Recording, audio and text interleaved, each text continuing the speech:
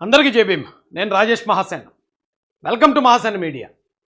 ఇప్పుడు చాలా చోట్ల చాలామంది మాట్లాడుకునే విషయం ఏంటంటే ప్రవీణ్ పగడాల గారి మరణం అది హత్య, యాక్సిడెంటా, లేదా మరి ఏదైనా క్రిమినల్ కాన్స్పిరసీ దాని వెనకతలు ఉందా అని చాలామంది క్రైస్తవులు ఆందోళనలో ఉన్నారండి ఆంధ్రప్రదేశ్ అంతా.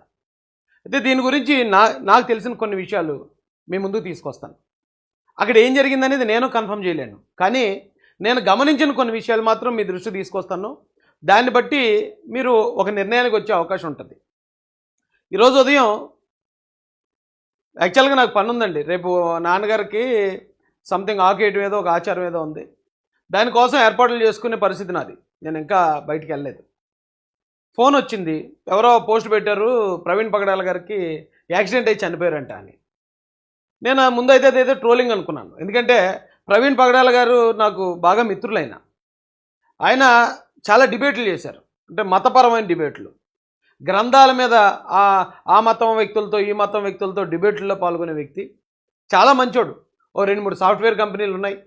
దాని మీద వచ్చిన ఆదాయంతో ఇక్కడ పేద పిల్లల్ని చదివిస్తాడు. ఎవరికైనా లేనోళ్ళు ఉంటే వాళ్ళకి ఏదైనా చిన్న వ్యాపారం పెట్టించుకునేలాగా వాళ్ళకి సాయం చేస్తాడు. ఆయన దగ్గర ఆయన జేబులో ఉన్న రూపాయి తీసి ఖర్చు పెడతాడే తప్ప ఏ రోజు కూడా మతాన్ని తన స్వార్థం కోసం కానీ లేకపోతే ధన సంపాదన కోసం కానీ ఆశించిన వ్యక్తి అండి. నేను చాలా రెస్పెక్ట్ ఇస్తాను ఆయనకి. అయితే అలాంటి వ్యక్తి మీద ఎలా వస్తే ట్రోలింగ్ మామూలే, ఎందుకంటే నాకే చాలాసార్లు శ్రద్ధాంజలి బోర్డులు వేశారు. అలాంటిది ఏదో అనుకున్నాను, కానీ తర్వాత లేదండి పాస్టర్ విజయప్రసాద్ రెడ్డి గారు పెట్టారు అన్నారు. ఒకసారి మన వాళ్ళు అడిగాను, ఒకసారి కన్ఫర్మ్ చేసుకోండి అంటే ఆయనకి ఫోన్ చేస్తే నిజమేనండి మేము వెళ్తున్నాం, రాజమండ్రి గవర్నమెంట్ హాస్పిటల్లో ఉందట బాడీ అన్నారు. ఈలోపు హర్ష్ కుమార్ గారు పరామర్శకు వస్తున్నామని ఫోన్ వచ్చింది. సరే ఆయన వచ్చిన తర్వాత ఆయన మాట్లాడేసి ఆయన ఆల్రెడీ బయలుదేరిపోయారు. నేనేమో ఆల్రెడీ రెడీ అయి ఉన్నాను వెళ్ళాలి అక్కడికి. నా మిత్రుడు కదా ఆయన. ఒకసారి వెళ్ళి ఏం జరిగింది, యాక్సిడెంట్ అయింది కాబట్టి ఆ కుటుంబాన్ని పరామర్శిద్దాం, సేమ్ అదే ఆలోచనతో నేను రెడీగా ఉన్నాను. లోపు హర్షన్న గారు వచ్చారు, వారితో మాట్లాడాం, వారు వెళ్ళిపోయారు. ఆ వెంటనే వెనకతలు నేను కూడా బయలుదేరి వెళ్ళటం జరిగింది. వెళ్ళి డైరెక్ట్గా నేను గవర్నమెంట్ హాస్పిటల్కి వెళ్ళాను రాజమండ్రి. వెళ్తే బాడీ మార్చురీలో ఉందన్నారు. మార్చురీ దగ్గరికి వెళ్ళాను. వెళ్ళి నేను పరిశీలించినప్పుడు ఫేస్ మీద తగిలింది దెబ్బ. అంటే ఈ ఈ ప్రాంతం మొత్తం డిస్ప్లేస్ అయిపోయిందండి. చాలా గట్టి దెబ్బ. అయితే రాయి, బలమైన రాయి, బండరాయి కానీ ఏదన్నా పెద్ద స్తంభాన్ని కానీ బలంగా గుద్దుకుంటే తప్ప అంత పెద్ద దెబ్బ తగలదు. ఆయన ఆల్రెడీ హెల్మెట్ పెట్టుకుని ఉన్నాడు. అది హాఫ్ హెల్మెట్ అనమాట అండి. ఇప్పుడు మామూలుగా మనం ఫుల్గా పెట్టుకునే హెల్మెట్ ఉంటుంది, అదైతే మొత్తం ఫేస్ అంతా కవర్ చేస్తుంది. ఇది జస్ట్ హెడ్ను మాత్రమే కవర్ చేసే హెల్మెట్ పెట్టుకున్నాడు. ఫేస్ అంతా ఓపెన్లో ఉంది. నేను ఎక్కడైతే స్పాట్ జరిగిందో మనం అక్కడికి వెళ్ళి చూస్తే పరిస్థితి ఏంటో అర్థమవుద్దని నేను అక్కడికి కూడా వెళ్ళాను. అక్కడి నుంచి ఇది గవర్నమెంట్ హాస్పిటల్ నుంచి అక్కడికి బయలుదేరి వెళ్ళాం. అక్కడ చూసినప్పుడు ఆ బండి అక్కడ దాదాపుగా రోడ్డు 10 అడుగుల ఎత్తులో ఉంటుందండి. ఎటువంటి ఇది ఉంటాయి కదా రైలింగ్ కానీ ఎటువంటి రక్షణ చర్యలు ఏమీ లేవు ఆ రోడ్డు దగ్గర. ఆటోమేటిక్గా ఏదైనా దిగిందంటే 10 అడుగుల లోతుకు వెళ్ళిపోతారు, డౌట్ లేదు. అలా ఉంది అక్కడ. అయితే నాకు అక్కడ అనిపించింది ఏంటంటే కరెక్ట్గా పెట్రోల్ బంక్ ఉంది అక్కడ. పెట్రోల్ బంక్ ఆపోజిట్లో జరిగింది ఇది. నేను ఆ పెట్రోల్ బంక్ దగ్గరికి వెళ్ళినప్పుడు ఒక కెమెరా ఏదైతే జరిగిందో ఆ స్పాట్ని ఫోకస్ చేసింది. నాకు వెంటనే అర్థమైపోయింది, ఒకవేళ అది ఏదైనా కానీ యాక్సిడెంట్ కానివ్వండి లేకపోతే ఇన్సిడెంట్ కానివ్వండి, ఏదైనా ఈ సీసీ కెమెరాలో ఉంటుంది. ఆల్రెడీ అప్పటికే వచ్చి పోలీసులు ఆ సీసీ కెమెరా ఆ సీసీ ఫుటేజ్ పట్టుకెళ్ళారన్నారు. అది రిలీజ్ చేస్తారు. రిలీజ్ చేస్తే ఒకవేళ ఎవరైనా చంపారా వాళ్ళకి శిక్ష పడుతుంది, లేదు యాక్సిడెంటా దానికి సంబంధించిన ఇది జరుగుతుందని నేను వెంటనే మళ్ళీ గవర్నమెంట్ హాస్పిటల్ దగ్గరికి వెళ్ళిపోయాను. వాళ్ళ ఫ్యామిలీ మెంబర్స్ వచ్చి ఇంక్వెస్ట్కి సంతకం పెట్టాలి కదా, సంతకం పెట్టేదాకా ఆ ఇంక్వెస్ట్ జరిగే పరిస్థితి లేదు. మధ్యాహ్నం నుంచి సాయంత్రం వరకు అక్కడే ఉన్నాం. ఈలోపు సాయంత్రం 6:30కి ఫస్ట్ ఒక సీసీ ఫుటేజ్ చూపించారు మాకు. ఈయన కొవ్వూరు టోల్ గేటు ఒక్కడే దాటుతున్నట్టు. ఇంతకీ ఆయన దగ్గర 2-3 కార్లు కూడా ఉంటాయి, కానీ ఆయన నిర్ణయం తీసుకున్నాడట, దేవుడి కోసం నేను పనిచేయాలి, నేను ఓన్లీ 2 వీలర్ మీద అంటే మోటార్ సైకిల్ మీద చేస్తాను అనుకున్నాడట. అనుకుని ఆయన మోటార్ సైకిల్ మీద తిరుగుతున్నాడట. ఆయన కొవ్వూరు టోల్ గేట్ దాటింది చూపించారు. అది జరిగిన కాసేపటికి అంటే 7:30-8 ఆ ప్రాంతం అనుకుంటా, టైం నాకు గుర్తులేదు, మరొక సీసీ ఫుటేజ్ చూపించారు. ఆ 2 కూడా నేను ఇప్పుడు మీకు చూపిస్తాను. ఇది చూపించకముందు ఆల్రెడీ కొన్ని అనుమానాలు తిరుగుతున్నాయి. ఎందుకంటే ఈయన మతాల మీద, మత గ్రంథాల మీద డిబేట్లు చేసిన వ్యక్తి. ఎవరైతే క్రిస్టియానిటీని అవమానపరుస్తున్నారో, చులకనపరుస్తున్నారో వాళ్ళందరికీ కూడా వారి మత గ్రంథాల్లో ఉన్నదాన్ని చూపించి వారిని ఎదుర్కొన్న వ్యక్తి. శత్రువులు చాలామంది ఉన్నారు ఆయనకి. మేము గతంలో ఒక 6 సంవత్సరాల క్రితం నేను తెలంగాణ వేరే పని మీద వెళ్తే ఆయన నాకు కలిసాడు. 6 సంవత్సరాల క్రితం చెప్పాడు, నా లైఫ్కి థ్రెట్ ఉందండి. అయితే నిజమే, లైఫ్ థ్రెట్ ఉంది ఆయనకి అని ఆయన భావించారు. కానీ 6 సంవత్సరాల నుంచి ఇప్పటి వరకు ఆయన మీద ఎటువంటి దాడి కానీ, ఎటువంటి ఇది కానీ ఇప్పటిదాకా మనం చూడలేదు. అయితే ఆ లైఫ్ థ్రెట్ ఉన్న వ్యక్తి అలా సింగిల్గా ప్రయాణం చేయటం నిజంగా నాకు అది చాలా బాధ అనిపించింది, కరెక్ట్ కాదనిపించింది. అది కూడా మిడ్ నైట్. కానీ దీని మీద కొంతమంది కొన్ని అనుమానాలు వ్యక్తం చేస్తున్నారు. పోలీసు వారు ఈ అనుమానాలను కూడా కన్సిడర్ చేయాలి. ముఖ్యంగా ఈ రోజున అక్కడ చాలామంది గుమ్ముకూడడం, నినాదాలు ఇవ్వడం, కొద్దిమంది రాజకీయ నాయకులు కూడా వచ్చారు. రాజకీయ నాయకులు వస్తే జనరల్గానే ఏం జరుగుతుందో మన అందరికీ తెలుసు. ఒక పార్టీకి అనుకూలమైన వ్యక్తి వస్తే అనుకూలంగా మాడతాడు, వ్యతిరేకమైన వ్యక్తి వస్తే వ్యతిరేకంగా మాడతాడు. అక్కడ పొలిటీషియన్లు ఎంటర్ అయ్యారు. ఇప్పుడు సాయంత్రం అయింది కదా, ఓ 4-5 తాగుబోతులను వేసుకుని పొలిటీషియన్ ఎంటర్ అయ్యారు కొంతమంది. కాబట్టి ఇప్పుడు నుంచి టాపిక్ వేరేగా ఉంటుంది. కానీ మేము వెళ్ళిన దగ్గర నుంచి అంటే దాదాపు మధ్యాహ్నం నుంచి కూడా 100 మంది పాస్టర్లు ఉన్నారండి అక్కడ. ఆ 100 మంది పాస్టర్లు కూడా పోస్ట్మార్టం అయితే వాస్తవాలు తెలుస్తాయి. వాస్తవాలు తెలిసాక మనం ప్రభుత్వాన్ని డిమాండ్ చేద్దాం. అయితే ఈ లోపు నేను వెళ్ళడంతో గవర్నమెంట్ హాస్పిటల్కి రాజ్యసభ సభ్యులు సానా సతీష్ గారికి ఫోన్ చేశాను, స్పీకర్ ఆన్ చేసి. అన్న ఇక్కడ సిచ్యువేషన్ ఎలాగుంది, ఇమీడియట్గా తూర్పుగోదావరి జిల్లా ఎస్పీ గారిని కాస్త మీరు కూడా చెప్పండి, ఇది పరిస్థితి అనేసి. అంటే ఆయన వెంటనే అన్నాడు, లోకేష్ గారు ఇప్పుడు కలెక్టర్ గారి మీటింగ్లో ఉన్నారు, తమ్ముడు నేను వెంటనే ఆయనకి ఇంటిమేట్ చేస్తాను, ఆ జరిగింది ఏదైతే ఉందో అది ఒక మెసేజ్ రూపంలో నాకు పంపించండి, మెసేజ్ని ఫార్వర్డ్ చేస్తాను. నేను వెంటనే ఒక మెసేజ్ పెట్టాను, మెసేజ్ ఆయనకు ఫార్వర్డ్ చేస్తే ఆయన లోకేష్ గారికి ఫార్వర్డ్ చేశారు. ఇమ్మీడియట్గా లోకేష్ గారు డీజీపీ గారితో మాట్లాడటం, అక్కడి నుంచి స్థానిక పోలీసులతో మాట్లాడడం కూడా జరిగింది. దీంతోపాటు స్థానికంగా ఎమ్మెల్యే గారు అయిన ఆదిరెడ్డి వాసు గారికి కూడా నేను చేశాను. ఎందుకంటే దురదృష్టం గవర్నమెంట్లో ఉన్నాం కదా, అధికారంలో ఉంది, ఎవరికైనా మన వాళ్ళకి కష్టం వస్తే మనకు చేతనైన సాయం చేస్తే తప్పే ఉంది అని నా ప్రయత్నం నేను చేశాను. పైగా నా మిత్రుడు చాలా బాధ అనిపించింది నాకు ఆయన నా పరిస్థితిలో చూసి. ఆదిరెడ్డి వాసు గారు వెంటనే లిఫ్ట్ చేసి, లేదు రాజేష్ గారు, నేను ఆల్రెడీ మీరు చేయకముందే నేను ఎస్పీ గారికి చెప్పేశానండి, ఎస్పీ గారు దీని మీద కూలంకషంగా విచారణ జరిపిస్తున్నారు, సీసీ ఫుటేజ్లు అన్నీ తెప్పిస్తున్నారు, ఏం ప్రాబ్లం లేదండి, అంతా కూడా ఒకవేళ ఏదైనా అన్యాయం జరిగితే ఖచ్చితంగా న్యాయం మన గవర్నమెంట్లో మనం చేద్దామండి అని ఆయన కూడా చెప్పారు. అయినా మేము అక్కడే ఉన్నాం, మధ్యాహ్నం నుంచి సాయంత్రం దాకా కూడా మేము అక్కడ ఉండటమే జరిగింది. అయితే ఈ లోపల కొద్దిమంది కొన్ని డౌట్లు వ్యక్తం చేస్తున్నారు. ఆ డౌట్లు ఏంటనేది ఒకసారి మీకు చూపిస్తాను. ఇది నాకు వాట్సాప్లో వచ్చిందండి, వైరల్ అవుతుంది. ఇది ఎవరు టైప్ చేశారో నాకు తెలీదు. బ్రదర్ ప్రవీణ్ పగడాల గారి మరణం వెనుక ఉన్నటువంటి అనుమానాస్పద ప్రశ్నలు. ఆయనే కింద పడిపోయి మరణించారా? అయితే దేనికైనా గుద్దుకుని మరణించి ఉంటే ముఖంపై మరి అంత భయంకరమైన గాయాలు ఎందుకు? కేవలం ముఖంపైన గాయాలు ఉండటంతో మిగతా దేహంపై గాయాలు ఉండకపోవడానికి గల కారణాలు ఏంటి? ఆయనను ఎవరైనా ఎదురుగా వచ్చి వెహికల్తో యాక్సిడెంట్ చేశారా? ఆయన వెళుతున్నది 1 వే అయితే ఆపోజిట్ ఏ వెహికల్ వచ్చిందో ఆ వెహికల్ దానికి సంబంధించిన సమాచారం తెలియాలి. లేదు ఈయనే వేరే వెహికల్ గుద్దుకున్నారా? లేదా ఉద్దేశపూర్వకంగానే అతను హత్య చేశారా? ఆయనకి యాక్సిడెంట్ అయితే మరి అతని ముఖంపై గాయాలు ఉండటం, మిగతా బాడీలో లేకపోవడం వెనక ఉన్నటువంటి అనుమానాస్పద మృతి వెనకాల కారణం ఏంటి? ఆయన వెళుతున్న బండి స్పీడ్ వల్ల ఎంత ప్రమాదం జరగవచ్చు అని అంచనా వేసి తగిన దర్యాప్తు చేసి విచారణ జరిపి తెలియజేయాల్సిన అవసరం ఉంది. ఆయనే ఓవర్ స్పీడ్లో వెళ్తూ కింద పడి అంతటి గాయాలు అయ్యాయి అనడానికి అక్కడ ఏమైనా సాక్ష్యాధారాలు కనిపించాయా, ఉన్నాయా? తన వెహికల్కి ఎలాంటి డ్యామేజ్ అయ్యింది? ఇవి నా అనుమానాలు. ఈ మెసేజ్ ఎవరు టైప్ చేశారో తెలియదు కానీ వైరల్ అవుతుందండి. అయితే దానికి సంబంధించి కూడా ఇప్పుడు చూపిస్తాను నేను సీసీ ఫుటేజ్, పోలీసు వారు రిలీజ్ చేసిన సీసీ ఫుటేజ్ చూపిస్తాను. నిజానికి అక్కడ స్థానికంగా ఉన్న సిఐ గారు మాకు కూడా సపోర్ట్ చేయలేదు. ఆయన సీసీ ఫుటేజ్ ఇవ్వండి, ఒకవేళ నిజంగా సీసీ ఫుటేజ్ ఇస్తే అందులో ఒకవేళ యాక్సిడెంట్లా ఉంటే ఓకే, ఒక రకంగా మేము చెప్పుకుంటాం. లేదా అక్కడ ఏమైనా ఇష్యూ అయినట్టుగా అనుకుంటే ఇమీడియట్గా దానికి కారణమైన చర్యలు తీసుకునే అవకాశం ఉంటుంది. ప్రజల్లో ఆందోళన పెరిగిపోతుంది, ఇవ్వండి అంటే మేము వాళ్ళ కుటుంబ సభ్యులకి ఇస్తామండి అన్నాడు ఆయన. ఏమో వాళ్ళకు రూల్ ఉంటే ఉండొచ్చు, కానీ ఇది పర్సనల్ ఇష్యూ కాదు, కుటుంబ సమస్య కాదు. ఇది ఆ సిఐ గారికి అర్థం కాలేదు. ఇది రాష్ట్రవ్యాప్త సమస్య, క్రైస్తవుల సమస్య, ఒక కమ్యూనిటీ సమస్య. ఇది దీని మీద ఇమ్మీడియట్గా తీసుకోవాలి. ఇప్పుడు ఉదయం ఎప్పుడో ఐడెంటిఫై చేశారు బాడీని. ఉదయం ఎప్పుడో చేసినప్పుడు వెంటనే అక్కడికి జనం చేరుకోవటం, ఓకే ఈయన ఎవరో పెద్ద వ్యక్తి అనేది అక్కడ స్థానిక పోలీసులకు అర్థమైంది. అర్థమైనప్పుడు ఏం చేయాలి? ఇమ్మీడియట్గా దానికి సంబంధించిన సీసీ ఫుటేజ్ తెచ్చి, ఇదిగోండి ఇక్కడ ఇలా జరిగింది, ఈ కారణం వల్ల అయి ఉండొచ్చు, మేము ఇంకా తరువుగా మేము ఇన్వెస్టిగేషన్ చేస్తున్నామని చిన్న ప్రెస్ మీట్ పెడితే అసలు ఇంత గోల్ లేదు. అది వాళ్ళు చేయకుండా సాయంత్రం 8 గంటలకు ఎప్పుడో వచ్చి అప్పుడు చూపించడం, అది కూడా నేను ఫ్యామిలీ మెంబర్స్ చూపిస్తాను అన్నాడు. ఆ ఫ్యామిలీ మెంబర్స్ చూపిస్తూ ఉంటే ఫ్యామిలీ మెంబర్స్ వాళ్ళు ఆల్రెడీ ఆందోళనలో ఉంటారు. అక్కడ క్రిస్టియన్ పెద్దలు చాలామంది ఉన్నారు. అక్కడికి వచ్చినప్పుడు కూడా పరిస్థితి అలా ఉంది. కొంచెం అలసత్వం అయితే ఆ లోకల్ పోలీసులో ఉంది.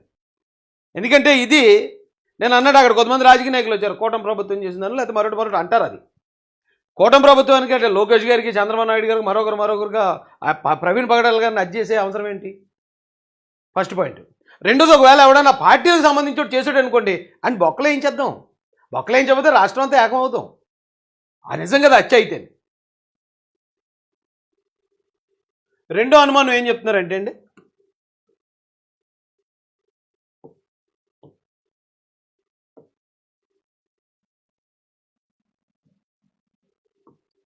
ఒకసారి చూడండి, ఇవి చెక్కలు ఇంత వెడల్పైన ఇలా తప్పడుగా ఉండే చెక్కలు అనమాట అండి. ఈ చెక్కల మీద బ్లడ్ మార్క్స్ ఉన్నాయి కదా, ఇది చూడండి. ఇదైతే చెక్క మరీ వీక్గా ఉంది, ఇది ఆల్రెడీ బద్దలైపోయి ఉంది. దాని మీద రెడ్ కలర్లో ఉన్నాయి కదా, ఒకవేళ దీంతో కొట్టి చంపేశారేమో అనే అనుమానం వ్యక్తం చేస్తున్నారు. పోలీసు వారు కూడా దీని మీద తరువుగా ఎంక్వైరీ చేయాలి. ఎందుకంటే ఆ చెక్కలు ఎక్కడి నుంచి వచ్చాయి, ఆ చెక్కల మీద ఉన్న ఏదైతే రెడ్ కలర్ అది ఆ బ్లడ్ అయితే అది ఆయన బ్లడ్డా, ఆ బ్లడ్ ఎలా పడి ఉండొచ్చు? ఎందుకంటే ఇప్పుడు పోస్ట్ మార్టం అయిపోయింది అనుకోండి, పోస్ట్ మార్టం రిపోర్ట్లో క్లియర్గా ఉంటుంది దెబ్బ ఎలా తగిలింది. ఏదైనా చెక్కతో కొట్టారనుకోండి, కంపల్సరీ ఆ చెక్కకు సంబంధించిన అవశేషాలు ఎక్కడ చోట దొరుకుతాయి. ఒకవేళ ఇది చెక్కతో కొట్టగా ఇది ఇలా జరిగింది అంటే ఖచ్చితంగా ఇవి మర్డర్ వెపన్ అని మనం కన్ఫర్మ్ చేసుకోవచ్చు.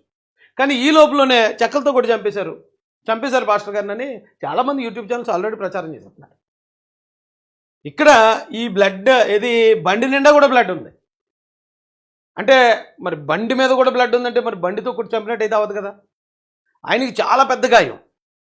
ఆ గాయంతో మీరు చెప్తే నమ్మరు, నిన్న రాత్రి 11:42కి ఇప్పుడు జరిగింది ఇన్సిడెంట్ సంథింగ్. 11:42కి జరిగితే ఉదయం 9 గంటలకు కూడా బాడీని కూడా ఎవరు చూడలేదు. ఎందుకంటే 10 అడుగుల కింద ఉంటుంది, 10 అడుగుల కిందకి వెళ్ళిపోయింది బండి, అక్కడ ఉన్నది బాడీ. ఈ రాత్రి అంతా కూడా వెహికల్ తిరగటం, అటు ఇటు తిరగటం, అది ఎవరు చూసుండరు. ఉదయానికి ఎవరో చూసి పోలీసులకు ఫోన్ చేస్తే పోలీసులు అక్కడికి వెళ్ళడం, అది చూసినప్పుడు జనరల్గా అక్కడంతా కూడా యాక్సిడెంట్ల జోన్. అది యాక్సిడెంట్ జరిగింది, ఎవరో గుర్తు తెలియని వ్యక్తి అన్నట్టు వాళ్ళు ట్రీట్ చేశారు. కానీ ఈయన ఇంత పెద్ద పాస్టర్ గారు, ఈయనకి ఇంతమంది శత్రువులు ఉన్నారు, ఇది వేరే కోణంలో కూడా ఉండొచ్చు అనే ఆలోచన కూడా నాకు తెలిసి పోలీసు వారికి కలిగి ఉండదు. మనం దాన్ని కూడా అర్థం చేసుకోవాలి. ఇమీడియట్గా బాడీ యాక్సిడెంట్ అయింది, ఆ అన్నోన్ బాడీ ఎవరో ఆ వివరాలు తెలియజేయండి, షిఫ్ట్ చేశారు. కానీ అక్కడికి వెళ్ళిన తర్వాత మనందరికీ వచ్చే అనుమానాలు ఇక్కడ ఇలా ఉన్నాయి, ఆయన కొట్టి చంపండి, ఆయనకి శత్రువులు ఉన్నారు కాబట్టి ఆయన ఇలాగేదైనా మర్డర్ చేసి ఉండొచ్చు అనే ఆలోచనలో మనం తర్వాత రేకెత్తించాం. అప్పుడు అర్థమై ఉంటుంది పోలీసులు కూడా, అమ్మో ఈయన ఎవరో పెద్ద వ్యక్తి, ఇలాంటిది కూడా అయి ఉండొచ్చు అని. అయితే నేను అనేది ఏంటంటే, ఒకవేళ ఆయన హత్య చేయాలి అంటే హత్య చేసే అవసరం ఎవరికి ఉంది అన్నప్పుడు చాలామంది చాలా పేర్లు వినిపిస్తున్నాయి. కొంతమంది ఆర్ఎస్ఎస్లతో ఆయన ఫైట్ చేశారు కాబట్టి ఆర్ఎస్ఎస్ వాళ్ళు చేశారండి అని కొందరు, మరికొందరు ఎవరో షమీ గారితో ఆయన డిబేట్ ఏదో చేశారండి, షమీ గారికి ఆయనకి ఏదో ప్రాబ్లం ఉందో పోస్ట్ కూడా పెట్టాడు ఆయన, కాబట్టి ఇది ముస్లింలు చేశారు లేకపోతే జిహాదీలు చేశారు అనేది మరో ప్రచారం పెట్టారు. మూడోది, ఆయన కొంతమంది పాస్టర్లను కూడా విమర్శిస్తూ మాట్లాడాడు కాబట్టి ఆ పాస్టర్లే చేసి ఉంటారు అనేది కొద్దిమంది వాదన. ఇప్పుడు నిజంగా కొంతమంది అంటే ఆర్ఎస్ఎస్ వారు ఏదైనా చేసి ఉండొచ్చేమో అని అనుమానం కొంతమంది వ్యక్తం చేస్తున్నారు కదా, అదే ఆర్ఎస్ఎస్కి సంబంధించిన కొంతమంది పోస్టులు గమనించాను నేను. ప్రవీణ్ పగడాల గారిది మా హత్యే, అది ఆత్మహత్య అంటున్నారు, ఇది యాక్సిడెంట్ అంటున్నారేంటి, అది హత్యే, అది ఎవరు చేశారంటే షమీ గారు చేశారు, వాళ్ళ బ్యాచ్ ముస్లింలు చేశారు, కాబట్టి వీళ్ళు ఇది యాక్సిడెంట్ అని కవర్ చేసుకొని చూస్తున్నారని కొంతమంది ఆలు పెట్టడం చూశాను నేను. అంటే ఇన్ని రకాల ఆలోచనల మధ్య అసలు ఏం జరిగింది అనేది ఒక సాధారణమైన క్రైస్తవుడికి ఎలా తెలుస్తుంది? ఆయన ఎవరు చంపారా? చంపితే ఎవరు చంపారు? షమీ గారు చంపారా? ఆర్ఎస్ఎస్ వాళ్ళు చంపారా? లేకపోతే మరొకరు ఎవరైనా చంపారా? అసలు దేంతో కూడా చంపారు? అసలు చాలా కన్ఫ్యూజ్ చేస్తున్నారండి ఇది సోషల్ మీడియా వచ్చిన తర్వాత. అంటే అక్కడికి వెళ్ళిన తర్వాత నేను కూడా ఉండండి, అది కంగారు పడొద్దు, హత్యన్న హత్యన్న అన్నారు కొంతమంది. అది హత్య అన్న ఇక్కడ ముఖం మీద పొడిసేసి చంపేశారన్న అంటే అక్కడ ఎస్ ఇది హత్య అని నేను అన్నానంటే జనం అందరూ చప్పట్లు కొడతారు. అంటే అలాంటి సిచ్యువేషన్ ఒకటి క్రియేట్ చేసి పెట్టారు. కొద్దిమంది అక్కడ దూరతారు కదండి, ఎంత మంచి సమూహంలో కన్నా కొద్దిమంది దూరతారు, దాన్ని మొత్తం టాపిక్ డైవర్ట్ చేయడానికి ట్రై చేస్తారు. నేను అక్కడికి వెళ్ళింది కేవలం ప్రవీణ్ పగడాల గారి స్నేహితుడిగా మాత్రమే. నాకేం పార్టీ పంపించలేదు, ఎందుకంటే అది ఎక్కడో తూర్పుగోదావరి జిల్లా, నేను కాకినాడ జిల్లా వాడిని. తెలుగుదేశం పార్టీ జిల్లా దాటి జిల్లా నాయకుడిని పంపించారు, ఎందుకంటే లోకల్లో నాయకులు ఉంటారు, అక్కడ ఏం జరుగుతుంది ఏంటో మానిటర్ చేయండి అని లోకల్లో నాయకులకు బాధ్యత ఇస్తారు, నాకు చెప్పరు. ఇన్ కేసు ఒకవేళ ఏదైనా జరిగి ఏదైనా కవర్ చేయాల్సిన పని ఉంది అంటే కనుక నాకు అసలు చెప్పరు. ఎందుకంటే ఆ కవర్ చేస్తాడో చేయడు, లేకపోతే ఇది ఏమో రివర్స్ అవుతాడేమో అనే ఆలోచన కొద్దిమంది మా పెద్దల్లో ఉంటుంది కదా. కవర్ చేసే అవసరం అసలు తెలుగుదేశానికి అంటే ప్రభుత్వానికి లేదు, ఫస్ట్ పాయింట్. కాబట్టి నేను వెళ్ళింది ప్యూర్లీ ఆయన స్నేహితుడిగానే వెళ్ళాను కాబట్టి నేను అక్కడ గమనించినయే చెప్తాను. ఒకవేళ అక్కడ ఉన్న వాళ్ళు కొంతమంది ఇప్పుడు వచ్చారు వేరే పార్టీ నుంచి, లేదు లేదు ఇది హత్య, ఇమీడియట్గా మీరు యాక్షన్ తీసుకోవాలి, క్రైస్తవులు చంపేస్తున్నారు, ఏళ్ళు మెజారిటీ అలాంటివి పెడుతున్నారు, ఓకే మీరు చేయండి, నేను దేన్ని అబ్జెక్ట్ చేయట్లేదు. కానీ ఆందోళన పడుతున్న వ్యక్తులకి నేను అక్కడ గమనించిన కొన్ని విషయాలు మాత్రమే మీ దృష్టికి తీసుకొస్తున్నాను.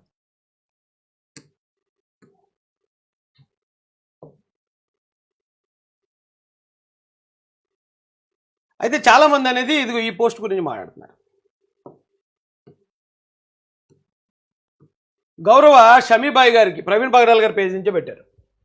గౌరవ షమీబాయి గారికి అలాగే యాంకర్ మహాశయునికి మీరు కోరిన బహిరంగ క్షమాపణ రేపటిలోకి ఇచ్చేస్తాను. నన్ను చంపకండి, హింసించకండి, నాపై జిహాద్ ప్రకటించకండి, మీ షరియా నాపై ప్రయోగించి చిత్రవత్ చేయకండి. తెలుగు రాష్ట్రాల యావత్ ప్రజానీకమా, ప్రభుత్వాలారా నన్ను షమీ గారి ఉగ్రవాదం నుంచి రక్షించండి. నాకు ప్రవీణ్ పగడాల గారి గురించి తెలిసిన అంటే బాగా క్లోజ్గా తెలుసు, ఆయన ఏం మాట్లాడతాడు, ఎలా మాట్లాడతాడు అనేది నాకు తెలుసు కాబట్టి చెప్తున్నాను. ఇది ఆయన భయపడి పెట్టింది కాదండి, ఇది ఆయన వ్యంగ్యంగా పెట్టింది.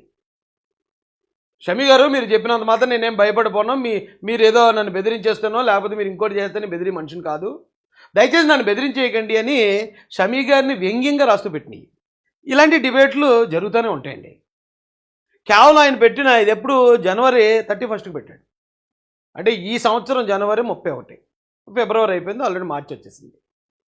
కాబట్టి ఇప్పుడు కొద్దిమంది రెచ్చగొట్టే వాళ్ళు కూడా ఏమంటున్నారు, లేదు లేదు ఇది వచ్చే షమీ గారు చంపించేసి ఉంటారండి. షమీ గారి గురించి కూడా నాకు తెలుసు, షమీ గారి గురించి కూడా పర్సనల్గా తెలిసిన వ్యక్తిగా చెప్తున్నాను. ఇది ఆయన చేసి ఏమో అది నేను కన్ఫర్మ్ చేయకూడదేమో, కానీ పోలీసు ఇన్వెస్టిగేషన్ చేస్తారు కాబట్టి ప్రవీణ్ పగడాల్ గారు అలా భయపడిపోయే వ్యక్తి కాదు, షమీ గారు కూడా ఇలా భయపెట్టేసి దాడులు చేసే వ్యక్తి కూడా కాదు. అక్కడి వరకు మాత్రం నాకు ఒక క్లారిటీ ఉంది వీరిద్దరి మీద.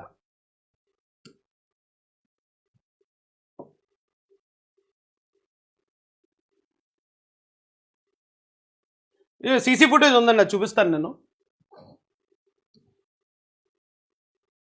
అక్కడికి మార్గాన భరత్ గారు వచ్చారు, మాజీ రాజమండ్రి ఎంపీ గారు. ఆయన కొన్ని మాటలు మాట్లాడారు. ఇంతకీ ఎవరికి కూడా వాస్తవాలు అక్కర్లేదండి. ఇప్పుడు ఏదో సినిమాలో నేను విన్నాను, ప్రతి మనిషిలో కూడా 4% శాడిజం ఉంటుందట. మనం బండి మీద కారు మీద వెళ్తూ ఉంటాం, ఏదో యాక్సిడెంట్ జరుగుతుంది, జనం గుమ్మిగూడి ఉంటారు, మనం చూస్తూ ఉంటాం. చూసినప్పుడు ఎవరైనా చచ్చిపోయారు అంటే మన ఈగో ఆ శాడిజం సాటిస్ఫై అవుతుందంట, చచ్చిపోయారా అయ్యో అంటం ద్వారా. అక్కడ ఎవరికి దెబ్బలు కూడా తగలేదంటే మనం హట్ అవుతూ ఉంటండి, 4% అవకాశం ఉందట అది. అరే ఎవరు చచ్చిపోలేదట, చచ్చిపోతేది. అలా ఇక్కడ కూడా ఇది మర్డర్ అయితే బాగుండని వెయిట్ చేసేవాళ్ళు చాలామంది ఉన్నారండి. నాకు ఆశ్చర్యం వేసింది. ఒకవేళ మర్డర్ అనుకోండి, అక్కడ నిలబడి న్యాయం జరిగే వరకు అక్కడి నుంచి కథల్ని మొట్టమొదటి వ్యక్తి ఎవడ ఉన్నాడంటే రాజేష్ అని ఉంటాడు. వాళ్ళు వెళ్ళి నాకేముండదు, వాడికి అన్యాయం జరిగిందంటే న్యాయం జరగాల్సిందే, అలా జరగాల్సిందని పట్టుకున్నాను కాబట్టే కదా జగన్మోహన్ రెడ్డి మీద అంత ఫైట్ చేశాను. అలాంటిది అక్కడ అన్యాయం జరిగిన అది లేదు అన్యాయం జరగలేదని కవర్ చేసే పరిస్థితి నాది కాదు.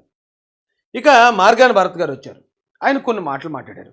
ఇవన్నీ మీకు చెప్పిన తర్వాత అప్పుడు సీసీ ఫుటేజ్ చూపిస్తాను, అప్పుడు మీరు ఒక కన్క్లూజన్కి వచ్చేస్తారు.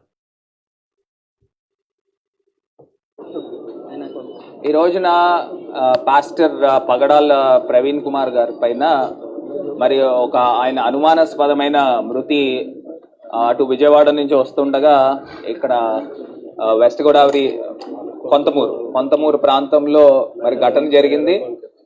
మరి ఒకటి ఇక్కడ ఉన్న వ్యక్తులందరూ కూడా, ఇక్కడ ఇంతమంది అభిమానులు అందరూ కూడా వచ్చి ఉన్నారు. వారందరూ కూడా చెప్పే అంశం ఏంటంటే, ఒక వారం రోజుల క్రితము ఆయన సోషల్ మీడియా వేదికగా పోస్ట్ పెట్టారు.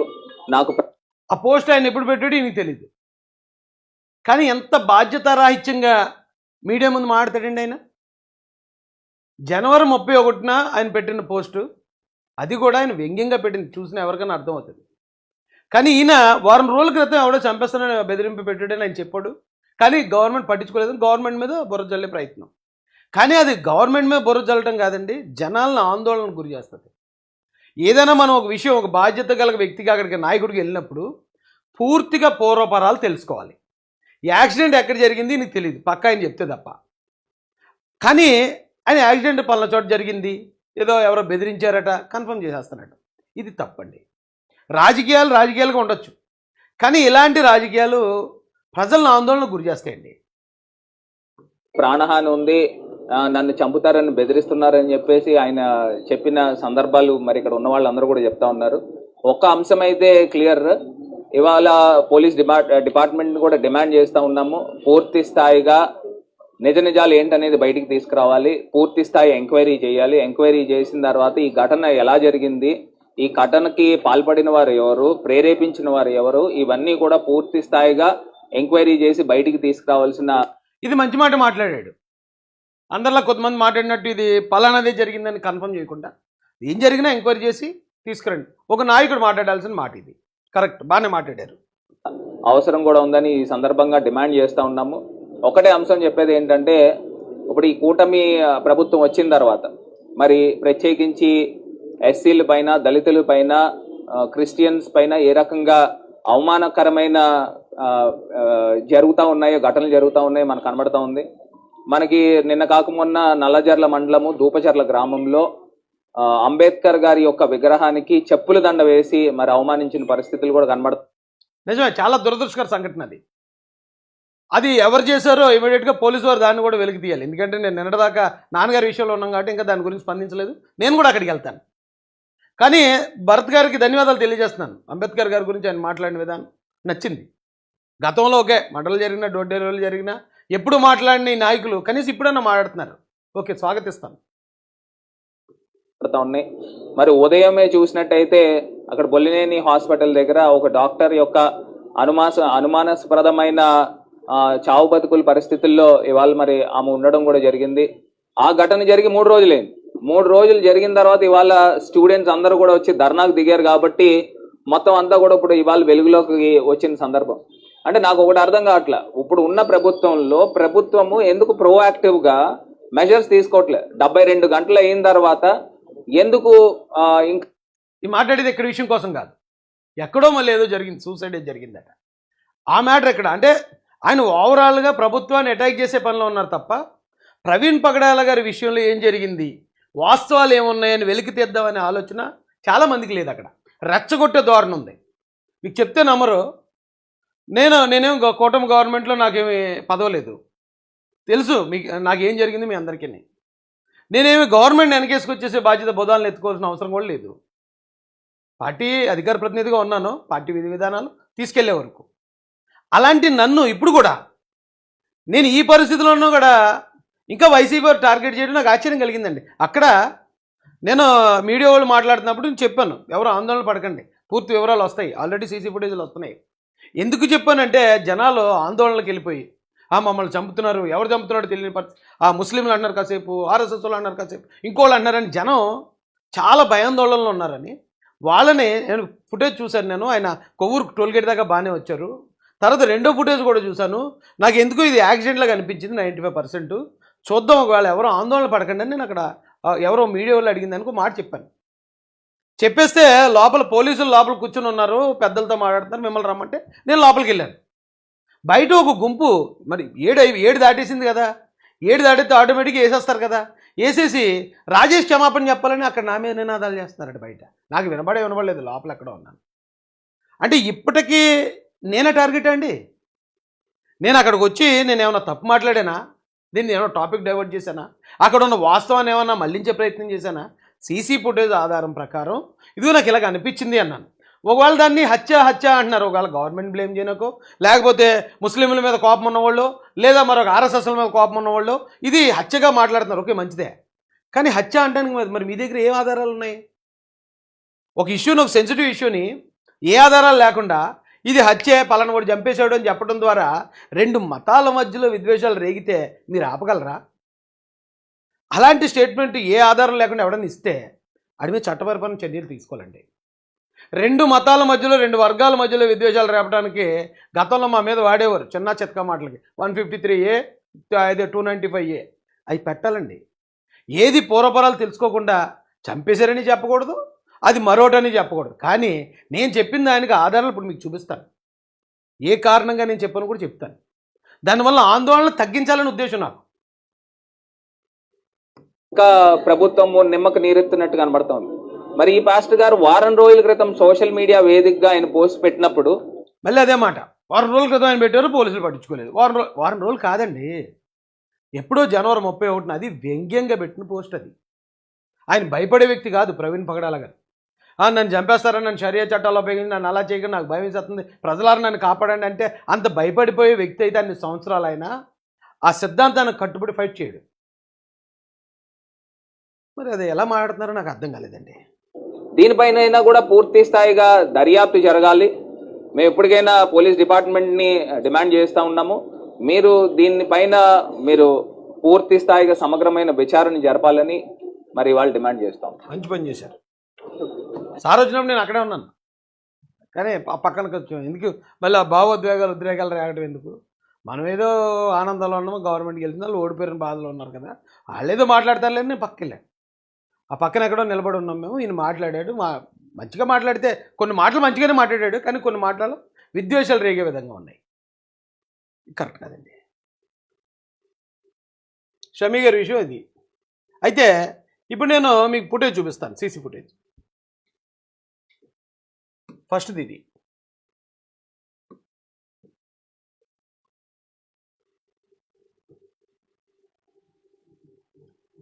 ఇదండి, చూడండి ఒకసారి.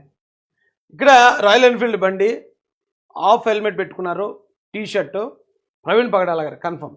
ఒకవేళ ఇది స్క్రీన్లో మీకు క్లియర్గా కనిపించకపోవచ్చు, ఎందుకంటే కెమెరాలో మళ్ళీ చూస్తున్నారు కదా. ఆల్రెడీ సీసీ ఫుటేజ్ క్వాలిటీ తక్కువ ఉంటుంది. దానికి తోడు మళ్ళీ నేను స్క్రీన్ మీద చూపిస్తున్నాను, మీరు మరో కెమెరా స్క్రీన్ నుంచి మీ మొబైల్ స్క్రీన్లో చూస్తున్నారు కాబట్టి ఇంకా తగ్గే అవకాశం ఉంది. కానీ నేను ఎక్స్ప్లెయిన్ చేస్తాను మీకు.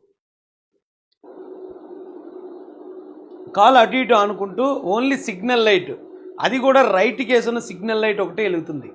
ఇక్కడ దాన్ని ఏమంటారు, హెడ్ లైట్ కూడా వెలగట్లేదండి. హెడ్ లైట్ కూడా ఆఫ్ అయి ఉంది. మరి మధ్యలో ఏదైనా ప్రాబ్లం వచ్చింది ఏంటో తెలియదు, కానీ హెడ్ లైట్ కూడా ఆఫ్లో ఉంది. ఆయన మీకు రెండో ఫుటేజ్ చూపిస్తాను, దానిలో కూడా హెడ్ లైట్ ఆఫ్లోనే ఉంది, కానీ పక్కన దాన్ని మాత్రం బ్లింకర్ వేసుకుని మాత్రం వెళ్ళిపోతున్నాడు. ఆయన దాదాపు మరి హైదరాబాద్ నుంచి బయలుదేరాడో విజయవాడ నుంచి బయలుదేరాడో తెలీదు. ఇక్కడ ఆయన నెమ్మదిగా వెళ్ళే తీరు చూస్తే పోలీసు వారు ఆయన నిద్రమత్తులో ఉన్నట్టు అనిపిస్తుందండి. ఇలా అటు ఇటు బండి షేక్ అవుతూ వెళ్తుంది. నిద్రమత్తులో ఉన్నారని మాకు అనిపిస్తుంది అని చెప్పి కొంతమంది పోలీసు వారు వారి అంటే దాన్ని ఏమంటారు, వారి పర్స్పెక్టివ్ని చెప్పడం జరిగింది. ఇది ఒకటైతే, ఇది ఎప్పుడంటే 11:41, 11:40 ఆ సమయంలో రాత్రి. ఇది రాత్రి సమయం అండి, అంటే ఈవేళ కాదు, నిన్న రాత్రి 11:40 ప్రాంతంలో. ఇది కొవ్వూరు టోల్గేట్ దగ్గర రికార్డ్ అయిన సీసీ ఫుటేజ్.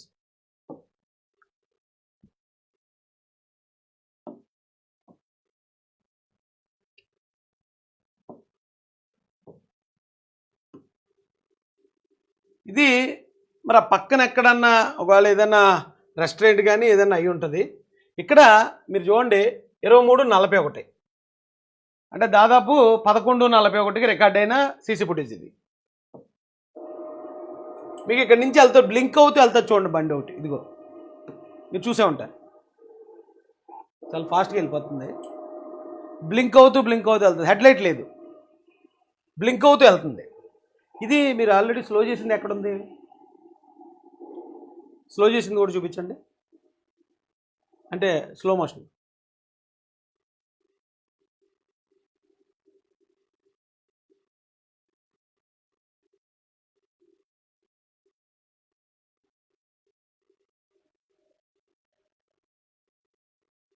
చూడండి ఇదిగో.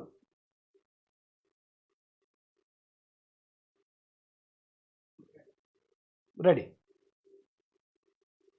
ఇది కదా, మళ్ళీ ఫస్ట్ నుంచి పెట్టండి వీడియో. చూడండి ఇక్కడ బ్లింక్ అవుతూ వెళ్తుంది. ఇది ఆల్రెడీ టోల్ గేట్ దాటేసిన తర్వాత అండి. పక్క కెమెరాలో కూడా ఉంది. పక్క కెమెరాలో మీకు బ్యాక్ నుంచి కనిపిస్తుంది చూడండి. ఇది ఇలా వెళ్ళిపోయింది. పక్క కెమెరాలో చూస్తే అది చూడండి బ్లింక్ అవుతూ వెళ్తుంది లైట్. అంటే సిగ్నల్ ఆఫ్ ఆన్ అదే ఆన్లో పెట్టుకుని వెళ్ళాడు ఆయన.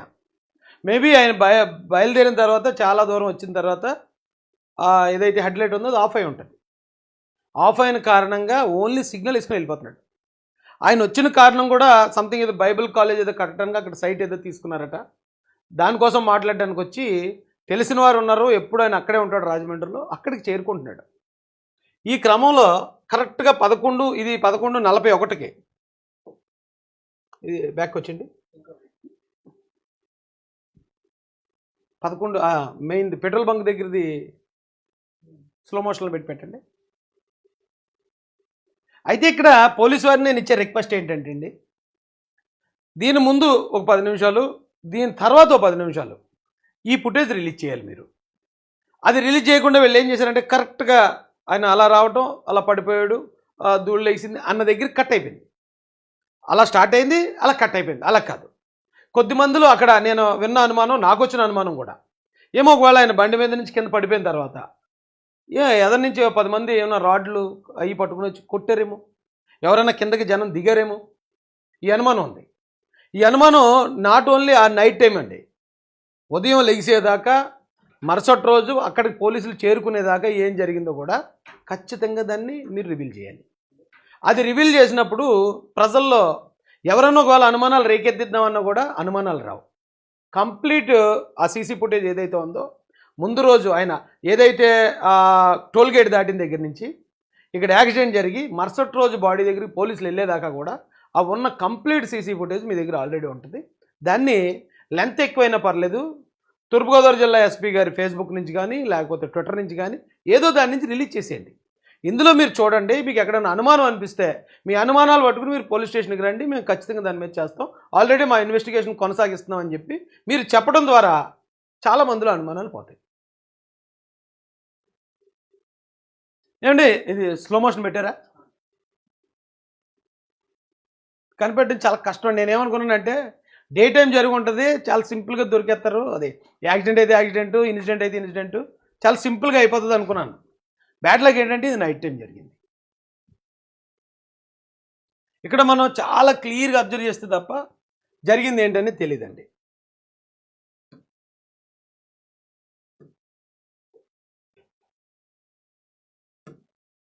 ఇది వన్ టచ్తో ఆగదా?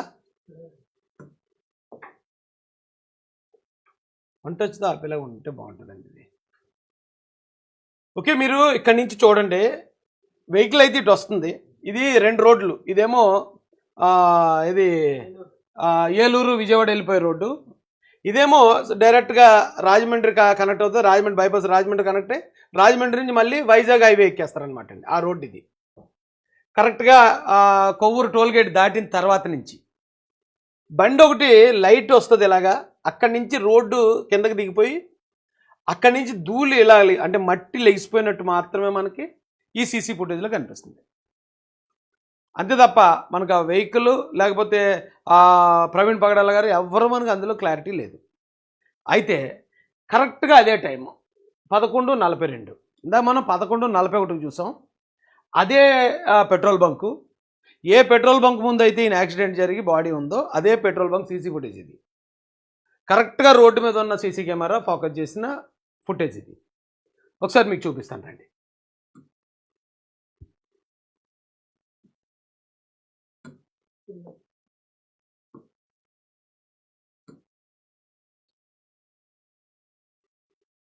ఇలా వెళ్ళిపోయిందండి బండి కిందకి.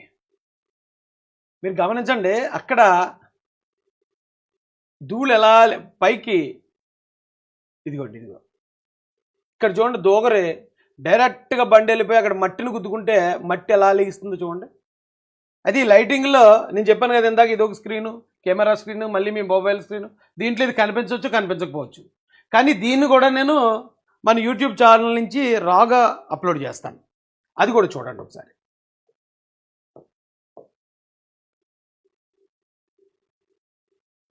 ఈ పక్కకి ఎలాగ వెళ్ళిపోయింది బండి ఇక్కడి నుంచి.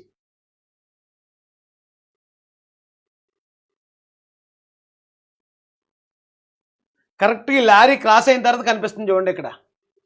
ఆ లైటింగ్తో ధూళి ఇలా రేగిపోవటం, కరెక్ట్గా బాడీ అక్కడే ఉంది, ఆయన బైక్ కూడా అక్కడే ఉంది. అయితే వీళ్ళెవ్వరూ ఐడెంటిఫై చేయలేదు. కనీసం మీరు గమనించండి, ఒకవేళ ఎవడైనా హిట్ అండ్ రన్ అయ్యి ఉండొచ్చు. నేను ఆ వెహికల్ చూసినప్పుడు ఆ రాయల్ ఎన్ఫీల్డ్కి వెనకాతల రెడ్ లైట్ ఉంటుంది కదా, రెడ్ లైట్ పక్కన కొంచెం ఇలాగా లోపలికి వస్తున్నట్టుంది. ఒకవేళ ఏదైనా వెహికల్ వెనక నుంచి బలంగా ఢీ కొట్టినా మొత్తం రెడ్ లైట్ మొత్తం తుక్కు అయిపోద్ది. కానీ జస్ట్ ఇలాగా వచ్చినట్టు అనిపించింది అక్కడ, జస్ట్ ఉందంతే. అంటే నాకేమనిపించింది అంటే అండి, చీకటి, ఈయన దానికి హెడ్ లైట్ లేదు, నా పక్క నుంచి వెళ్తున్నాడు ఈయన.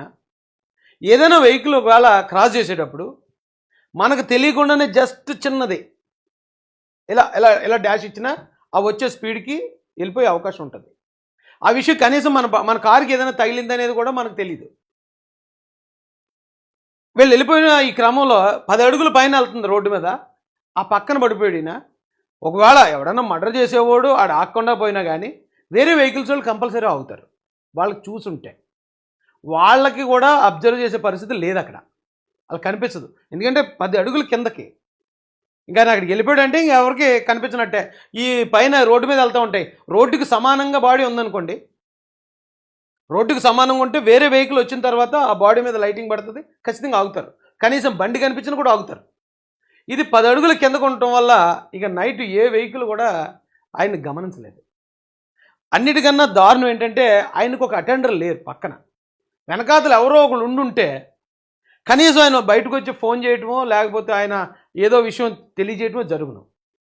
నాకు ఎక్కడ బాధ అనిపిస్తుంది అంటే, ఒకవేళ ఆయనకి పెద్దగా దెబ్బ తగిలింది, బయటికి చెప్తే నాకు అనిపించింది ఏంటంటే, ఆయన గాయాన్ని చూసినప్పుడు ఫుల్ హెల్మెట్ ఉంటే అసలు ఆయనకి అసలు చిన్న దెబ్బ కూడా లేదనిపించింది.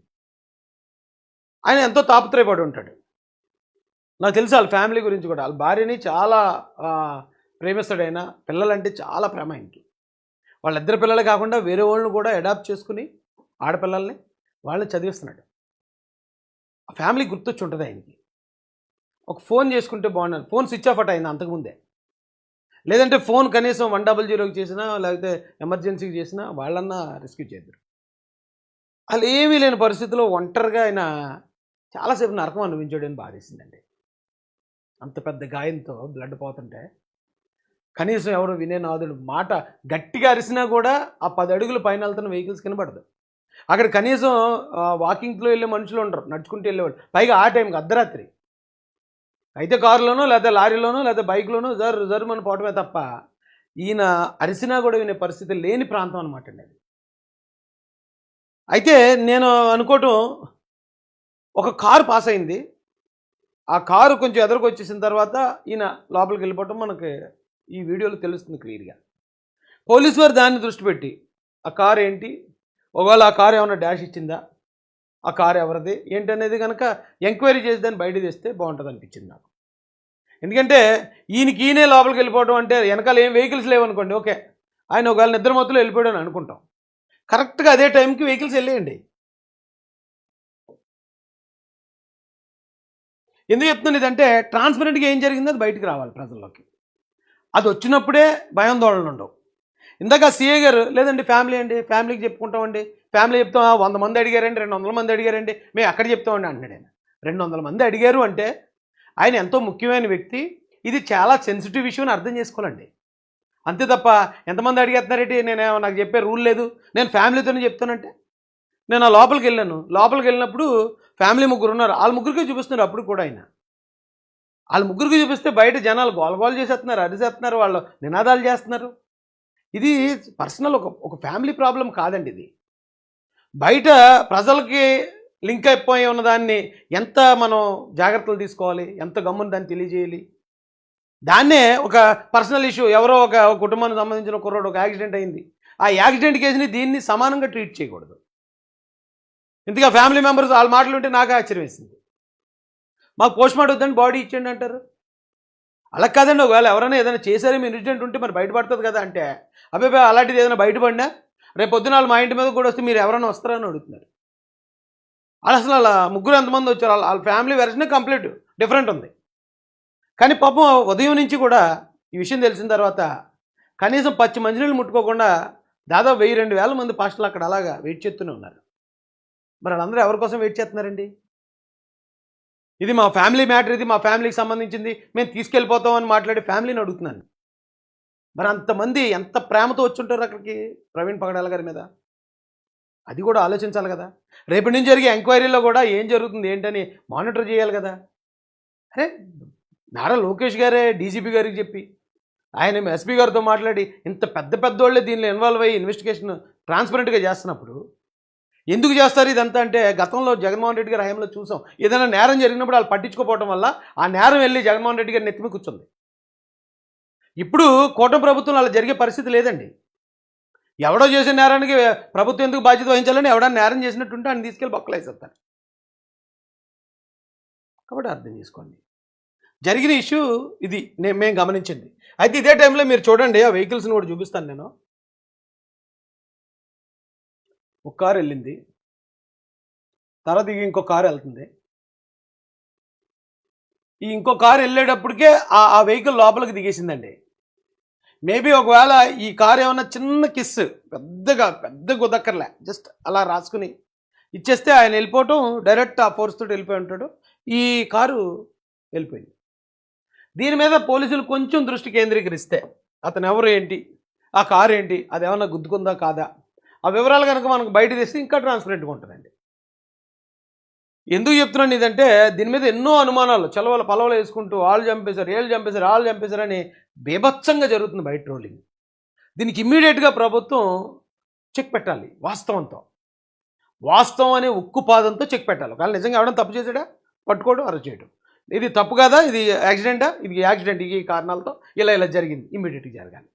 అయితే ఇక్కడ లేట్ అవడానికి మరొక కారణం ఏంటంటే, పోస్ట్మార్టం చేస్తే పోస్ట్మార్టంలో చాలా వాస్తవాలు బయటకు వచ్చేసింది.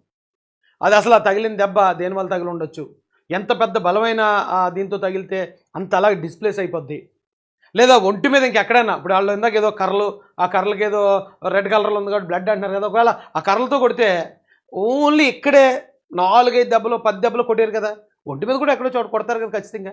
ఒకవేళ ఈ పోస్ట్మార్టంలో ఒంటి మీద కూడా దెబ్బలు ఉన్నాయి, ఒంటి మీద కూడా కర్రతో కొట్టిన వాతలు లాంటివి ఉన్నాయి అంటే ఖచ్చితంగా అంటారు. అది పోస్ట్మార్టం చేసుంటే సరిపోను ఈరోజే, కానీ బంధువులు తొందరగా రాలే. బంధువులు వచ్చి వాళ్ళు సంతకం పెడితే తప్ప ఇంక్వెస్ట్ స్టార్ట్ అవుతుంది. వాళ్ళు రావడానికి 5 అయిపోయిన తర్వాత వచ్చారు, 4 అయిన తర్వాత పోస్ట్మార్టం చేయకూడదని వాళ్ళకి రూల్స్. మరి పోస్ట్మార్టం రేపే జరుగుతుంది. కుటుంబ సభ్యులేమో పోస్ట్మార్టం వద్దంటే మరి అది ఏంటి అనేది ఎప్పటికీ అది మిస్టరీగా ఉండిపోద్ది. ఎప్పటికీ అది మిస్టరీ. చెప్పేవాడేమో కదా మర్డర్ అని చెప్పేవాడు మర్డర్ అని చెప్తాడు, యాక్సిడెంట్ అని చెప్పాడు యాక్సిడెంట్. అది కరెక్ట్ కాదు. పోలీసు వారు దీని మీద అతి జాగ్రత్త కూడా చాలా ప్రమాదం అండి. ఇది నేను ఆ స్థానికంగా ఉన్న పోలీసు వారికి చెప్తున్నాను. ఇది అతి జాగ్రత్త కాబట్టి చాలా జాగ్రత్తగా చేసేద్దాం అనుకున్నారా, పెంట అయిపోద్ది. ఏదున్నా ప్రొఫెషనల్గా చేయండి. తప్పుందా తప్పు అని చెప్పండి, తప్పు కాదని చెప్పండి. ఏది చెప్పినా ఇన్ టైంలో చెప్పండి. మొత్తం చేతులన్నీ కాలిపోయిన తర్వాత ఆకులు పట్టుకుని ఉపయోగం ఉండదండి. అక్కడ ఆల్రెడీ వచ్చేసి ఆ రాజేష్ డౌన్ అదేంటండి, ప్రవీణ్ పగడాల్ గారు ఏంటి, అది యాక్సిడెంటా లేకపోతే ఇంకోటా, ఆ చంపారా లేకపోతే చంపితే ఎవరు చంపుంటారు ఏంటని ఇంత ఇది క్రమంలో జరుగుతున్నప్పుడు రాజేష్ మాసన్ డౌన్ కొట్టించాల్సిన అవసరం ఏంటండి, నాకు అర్థం కాదు. నేను క్షమాపణ చెప్పాలి. ఎక్కడ నేను ఈ సీసీ ఫుటేజ్ చూసిన తర్వాత ఈ నిర్ణయం ఆందోళన పడకండి అంటూ ఉద్దేశంతో చెప్పాను. మర్డర్ అనేవాళ్ళు ఎవరైనా ఉన్నారనుకోండి, ఏ ఆధారంతో మర్డర్ అంటున్నారో అది చెప్పండి పోలీసు వారికి. నేను అక్కడ ఉన్నప్పుడు ఒక ఆయన అడిగాడు, లేదండి ఇక్కడ ఇలా పొడి చేసి చంపేశారండి, 100% మర్డర్ అండి అన్నాడు. సరే ఎవరు చంపారు అది కూడా చెప్పండి పోలీసులకు వచ్చి, ఎవరు చంపుంటారో చెప్పండి, ఇన్వెస్టిగేషన్ చేస్తారు అని చెప్తే మళ్ళీ ఆయన మాట్లాడారు.